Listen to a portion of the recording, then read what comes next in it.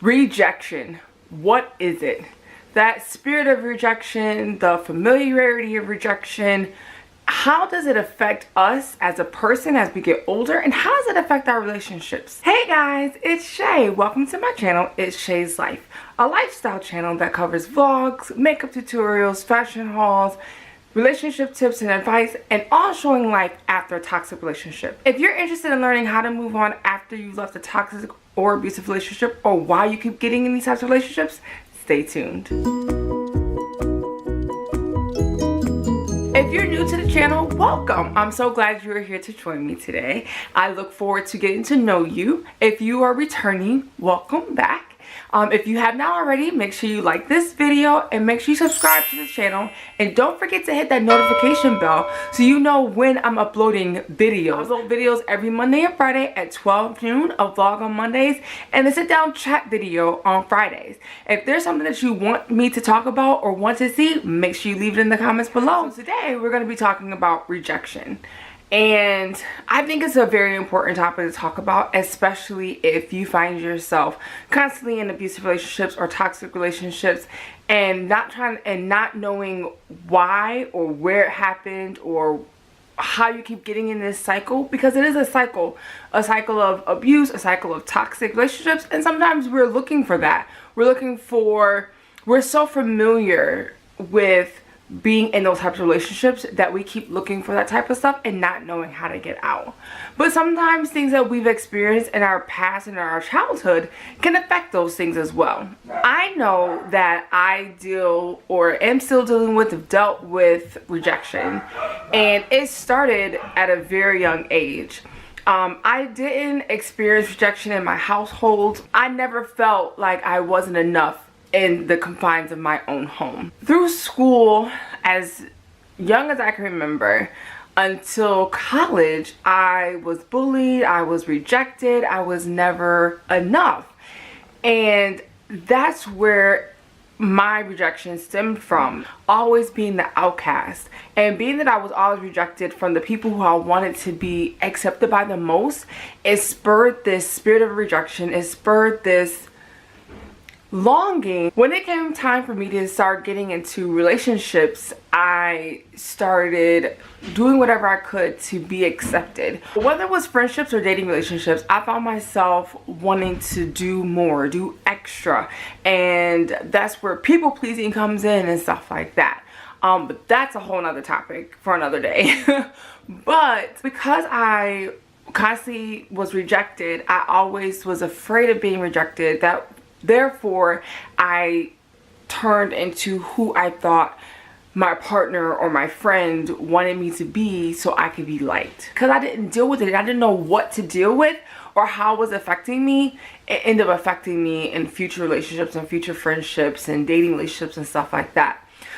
So because of my lower self-esteem, I always got preyed on.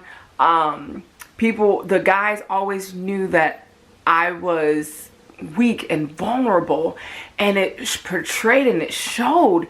And I didn't think it did. I thought that I came across as a strong black woman, but I never saw myself the way that others saw me. Like, I never saw myself as a beautiful black woman. I never saw that because I was teased so much. Like, I was always called ugly and this and that. Being in a constant state of worrying about rejection caused me to go down this cycle and down this path of being in the toxic and abusive relationships.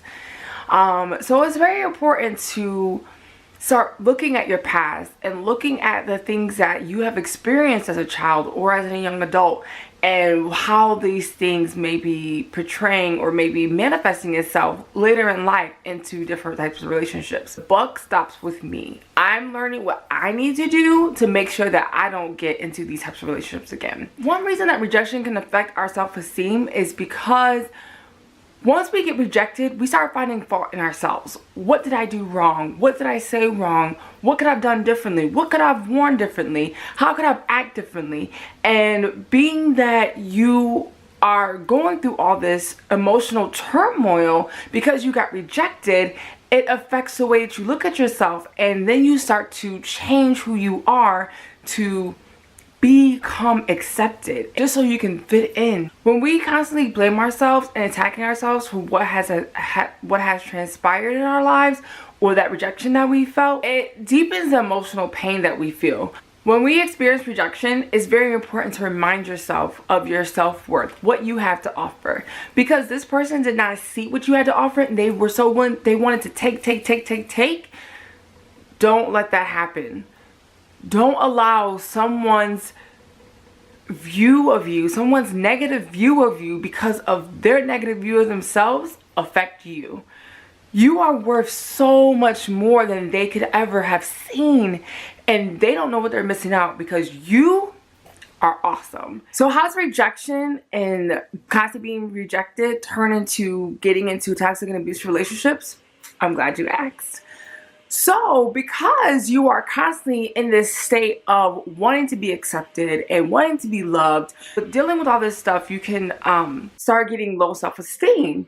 And when you have low self-esteem, when you don't look highly upon yourself, when you are so easy to waver, an abuser can see that. Someone who is toxic can see that, and they prey on that. So these are just some things that I wanted to share with you that were on my heart about rejection and how it can affect us being in these toxic and abusive relationships.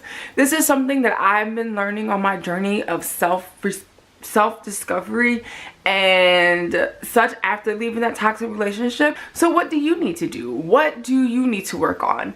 Like I have said before in different videos, you know, go into counseling. If that's something that you need to do in order to help yourself get over the traumatic past that you have, go to counseling.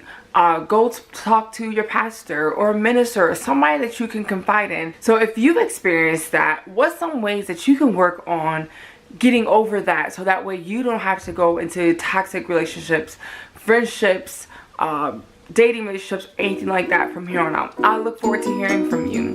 And remember, we're only growing from here. Talk to you soon. Bye.